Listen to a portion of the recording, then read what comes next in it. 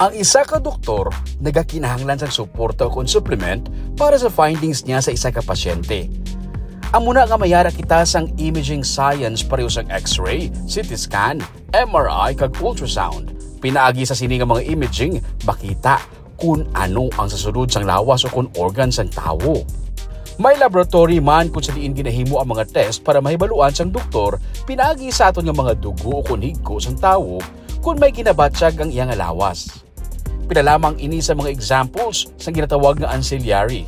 Kung magsiling kita nga ancillary, meaning supportive or supplementary nga mga nag-refer sa services nga makabulig sa primary diagnosis kag treatment sa isa ka pasyente. Kag subo nga semana, gina-celebrate ang Ancillary Week sa Riverside Medical Center. Sa RMCI, nagkalain-lain nga mga ancillary services ang available. Sa idalom sang diagnostic services, may laboratory test, medical imaging, pati na ang cardiovascular assessment, ang ECG, treadmill stress test, kag ultrasound, parts ang cardiovascular assessment. Ang wellness o kung executive check-up, yara man sa idalom sang ancillary.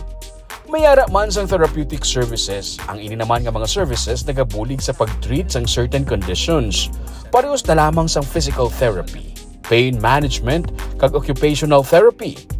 Sa Riverside, may ara pagit sila sang ginatawag nga sleep clinic para sa mga may problema sa pagtulog. Kag, may ginatawag man nga custodial and support services, ongoing support para sa mga pasyente pakadto sa ilang recovery.